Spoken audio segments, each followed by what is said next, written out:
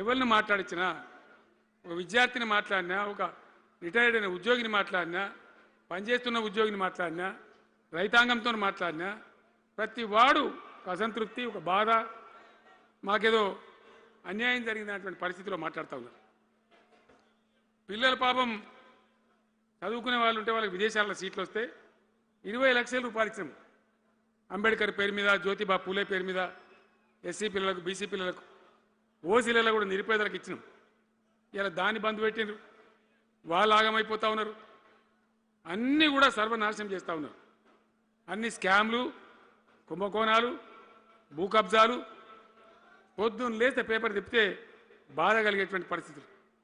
So ఈ రకంగా సింగరేణి అద్భుతంగా ఉన్న సింగరేణి నాశనం చేసి ఇలా బొగ్గులకు స్కామ్ సివిల్ సప్లైస్ల స్కామ్ మొత్తం అని కూడా స్కామ్లు దోపిడీ తప్ప ప్రజలకు పనిచేసే పరిస్థితి లేదు. మరి ఏం జరగాల? కాంగ్రెస్ వాళ్ళు చెప్పిన మాటలు వింటే ఈ మాటలు కోటలు దాటినట్టు ఇష్టం ఉన్నట్టు చెప్పారు. చివరికి ఏందిరా ఇప్పుడు 2.5 ఏళ్ళు గడిచిపోయింది. మరి ఏంది కథ? కాకికి పెడదామంటే కంకెడి లేవు, పిట్టకి పెడదామంటే పిడికెడి లేవు. వటియే ముచ్చట్లు వటియే మాటలు తప్ప ఎక్కడ ఏం జరిగింది లేదు. ఏ డిపార్ట్మెంట్లో కానీ ఏ రంగంలో కానీ ఒక ఇరిగేషన్లనా ఒక కరెంట్లనా ఇంకో దానిలనా ఒక అర్బన్ డెవలప్మెంటా రూరల్ డెవలప్మెంటా ఏమైనా జరిగిందా? ఆనాడు మన పల్లెలు బాగు చేసుకోవాలని చెప్పి దేశంలోనే ఎక్కడ లేని విధంగా పల్లె ప్రగతి కార్యక్రమాలు చేసినాం. ప్రతి ఊరికి అన్నేళ్ళ తెలుగుదేశం కాంగ్రెస్ గవర్నమెంట్లు ఉంటే చచ్చిపోతే ఏడగాలేసుకోవడం జాగా కూడా చూపించలే. ప్రతి గ్రామానికి ఆనాడు మనం వైకుంఠ ధామాలు కట్టినాం. ప్రతి గ్రామంలో క్రీడా ప్రాంగణాలు కట్టినాం. ప్రతి గ్రామంలో నర్సరీలు పెట్టినాం. ప్రతి గ్రామంలో పల్లె ప్రకృతి వనాలు పెట్టినాం. ప్రతి గ్రామ పంచాయతీకి ట్రాక్టర్ ఇప్పించినాం. ఆనాడు చెత్త తీసేది. ఇలా పనిచేస్తున్నాయి ట్రాక్టర్లు. ఊళ్ళలో ట్రాక్టర్లు పనిచేస్తున్నాయన్నా మూలకు పడ్డాయి. డీజిల్ పోసే దిక్కులేదు. ఏం చేయాల? పల్లె ప్రకృతి వనం పెడితే దాన్ని నీళ్ళు పోసే దిక్కులేదు. ఏం రోగం వచ్చింది? ఏం బాధ? డీజిల్ లేదా? ఆ తెలివి కూడా లేదా? ఆ రోజు నేను చెప్పిన ఆర్థిక శాఖ కార్యదర్శిని పిలిచి అవసరమైతే ఎమ్మెల్యేల జీతాలు బంద్ పెట్టుంది కానీ గ్రామ పంచాయతీల డబ్బులు మాత్రం విడుదల చేయండి అని చెప్పింది. అంత టెన్షన్గా డబ్బులు పంపించేది. కార్యక్రమాలు జరిగేది. గ్రామాలు మంచిగా ఉండేది. అది నాశనం పట్టింది. మున్సిపాలిటీలు అయితే మురిక్కుపాలు అయిపోయినాయి. మరి ఏం చక్కగా ఉన్నట్టు? ఏం బాగున్నదన్నా?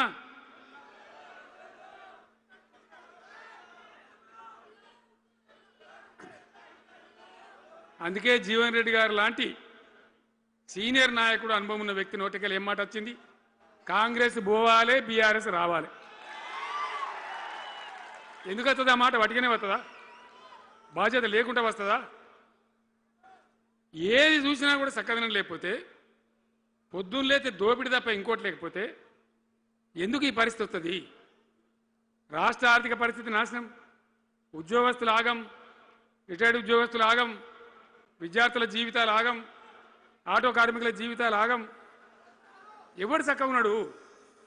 సంతృప్తి ఎవరున్నారు? ఏం జరుగుతూ ఉంది? ఇది ఈ రాష్ట్రంలో ఉన్న పరిస్థితి. ఇక నేను చెప్పానంటే తెల్లారదాకా చెప్పచ్చు. నేను ఒకటే మీద మనవి చేస్తూ ఉన్నా. ఖచ్చితంగా మళ్ళా ఎట్టి పరిస్థితులలో ఎవరు ఏమన్నా సరే ఖచ్చితంగా రావాలి.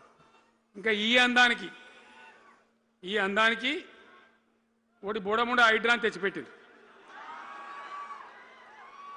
దానికి ఆ హైడ్రాకు ఆ పీసీసీ ప్రెసిడెంట్ అని ఉంటాడు ఆయన, కాంగ్రెస్ కమిటీ అధ్యక్షుడు, ఆయన నిజామాబాద్లో పోయి చెప్తుండు, హైదరాబాద్లో హైడ్రా, నిజామాబాద్ కూడా తెత్తాం బిడ్డ, నిజామాబాద్లో నిడ్రా, రేపు జగిత్యాలలో కూడా జిడ్రా అంటాడు. ఇక అంటే ఏం కావాలి? మొత్తం పేదల కొంపలన్నీ కూల్చుడేనా? కేసీఆర్ రాజ్యానికి వచ్చినప్పుడు 3.5 లక్షల మందికి పేదలు ఎక్కడ ఉన్నారో అక్కడనే పట్టాలు ఇచ్చినాం. వాళ్ళని ఆగం చేయకుండా పాపం గరీబోళ్ళు 3.5 లక్షల కుటుంబాలకు హైదరాబాదు చుట్టుపక్కల వేరే పట్టణాల్లో కూడా పట్టాలు ఇచ్చిన వాళ్ళని బతకనిచ్చినాం. ఇలా ఏం కూలగొట్టుడు? అది పుస్తకాలు కూడా తీసుకుని పోరాలు చదువుకునేటి అంతే గిరితమా. నేను ఒక్కటే మాట మనం చేస్తా ఉన్నా, గ్యారంటీగా బీఆర్ఎస్ గవర్నమెంట్ వచ్చేది ఖాయం. మొట్టమొదటి రోజులనే ఈ ఐటీ అంటోని ఎత్తి అవతల వరేస్తామని చెప్పి నేను మనం చేస్తా ఉన్నా.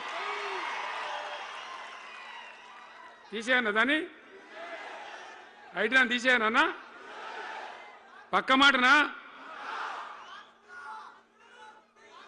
మళ్ళా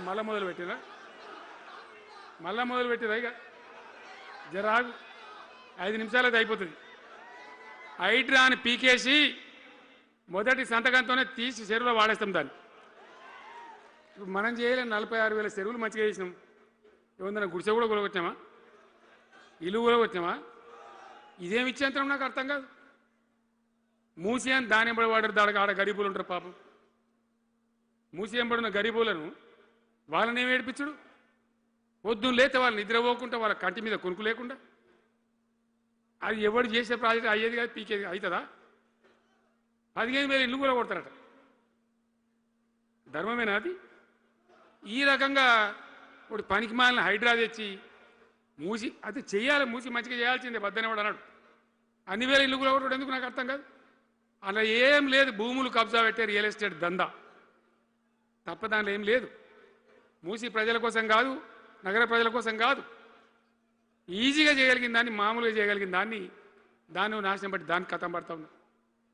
ఏది చూసినా కూడా ఒక రకమైన దోపిడీ, ఒక రకమైనటువంటి గుండాగిరి, అరాచక వ్యవస్థతో ముందుకోతున్నారు తప్ప ప్రజా సంక్షేమాన్ని కాంక్షించి ఒక్క స్కీమ్ కూడా రాలే. ఇరిగేషన్ ప్రాజెక్టులు అన్ని పండబెట్టింది. ఏం రోగం? ఒకనాడు కాకతీయ కాలువ మీద, మన వరద కాలువ మీద మోటార్లు పెడితే ఏం కోసాది? మా శంకరెడ్డి చెప్తా ఉండే ఇంతకుముందు, 1000 మోటార్లు పెట్టుకుంటే వచ్చి కోసుకపోదురు, లారీలకు మోటార్లు ఎత్తుకపోదురు. ఇదే వరద కాలువ మీద కేసీఆర్ ఉన్న రోజులు ఎవడన్నా మాట్లాడిందా? మాట్లాడలే. చివరికి ఏం చేసింది మీరు మంచిగా వినాలి.